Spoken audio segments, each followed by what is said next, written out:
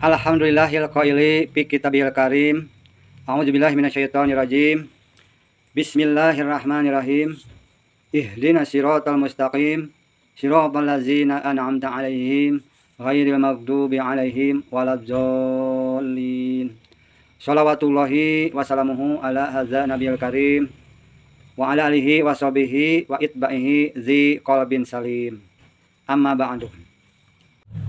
Segala puji bagi Allah yang telah berfirman di dalam kitabnya yang mulia, tunjukilah kami jalan yang lurus, yaitu jalannya orang-orang yang engkau anugerahi nikmat, bukan jalannya orang-orang yang dimurkai, dan bukan pula jalannya orang-orang yang sesat.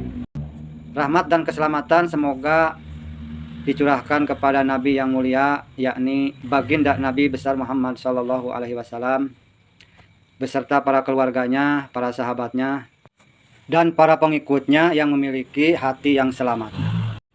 Saudaraku yang beriman rahimakumullah, jiwa manusia selalu diliputi oleh dua ilham, yaitu jalan ketakwaan dan jalan kefasikan.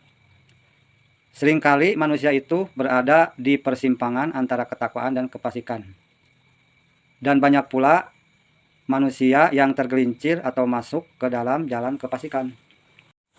Nah, keadaan ini sebetulnya tidak perlu terjadi apabila manusia tersebut selalu menjaga diri agar tetap berada di jalan yang lurus. Bagaimana cara menjaganya?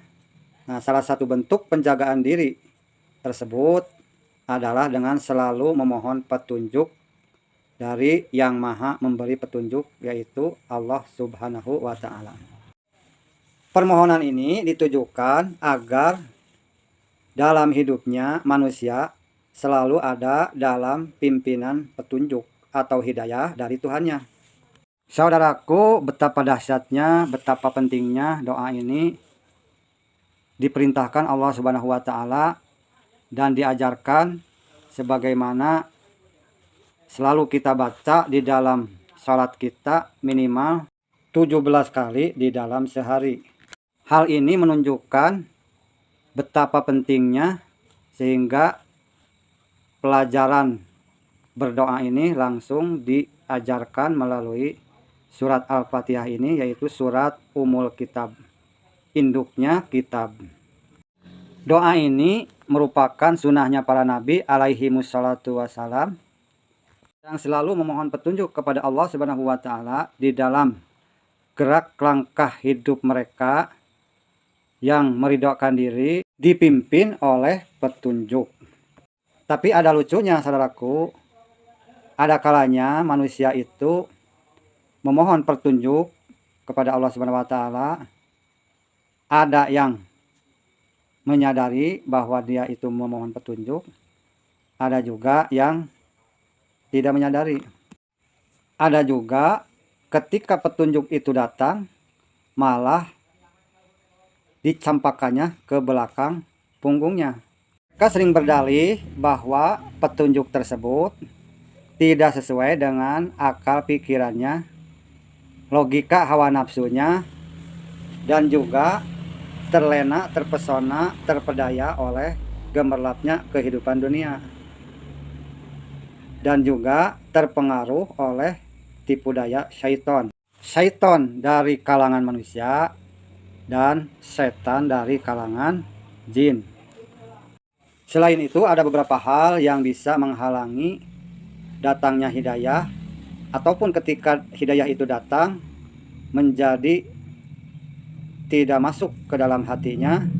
Di antaranya penyakit hati, yang kedua takut akan celaan orang, yang ketiga karena berteman dengan teman yang buruk, yang keempat karena mengikuti bapak-bapak mereka, yang kelima karena takut kepada makhluk melebihi takutnya kepada Sang Pencipta, atau takutnya kepada manusia melebihi takut kepada Allah Subhanahu wa Ta'ala, dan yang keenam karena malas belajar. Nah, saudaraku sekalian, agar hidayah itu datang kepada kita tanpa ada halangan, maka yang pertama yang kita lakukan adalah mengobati diri dari penyakit hati, atau kita singkirkan penyakit hati, karena itu hal pertama yang bisa menghalangi datangnya hidayah kepada kita. Kita bacakan sebuah hadis, Iza sakimal badanu lam yanja fihi ta'amun wala sarobun wala naumun wala rohatun. Kazalikal qalbu iza golaba alaihi hubud dunya lam tanfa'hu al mau'izoh. Lam tanfa'hu al mau'izoh. Artinya, apabila badan itu menderita sakit, maka tidak berguna makanan, minuman, tidur, dan istirahat. Demikian pula hati apabila telah ditimpa oleh penyakit cinta dunia, yaitu salah satu aspek atau elemen penyakit al-wahn. Al-wahn itu yaitu hubud dunya wa karahiyatul maut, terlalu cinta dan terlalu takut mati. Nah, di dalam hadis ini disebutkan, demikian pula hati apabila telah ditimpa oleh penyakit cinta dunia, maka tidak akan memberi manfaat nasihat itu. Jadi al-hidayah itu bisa melalui nasihat para ulama, atau nasihat dari Al-Quran, atau nasihat dari hadis Nabi, maupun langsung kita membaca ataupun mendengarkan ceramah-ceramah para ulama, para ustadz. Itu bisa terhalang oleh penyakit cinta dunia ini. Jadi seperti orang sakit jasmani, makanan sate, rendang, sayur asem, buahnya buah anggur, apel, sawo, dan lain sebagainya, itu kalau orang sudah sakit itu tidak diterima atau tidak mau, tidak nikmat. Bahkan ada yang sampai dipaksa memasukkan makanan itu keluar lagi. Orang istirahat, orang tidur kalau sedang sakit itu tetap aja tidak nikmat. Jadi yang namanya sakit pasti menderita walaupun istirahat. Nah, begitu pula kalau ini penyakit cinta dunia tidak dihilangkan dari diri kita, maka hidayah itu sulit untuk meresap ke dalam hati kita.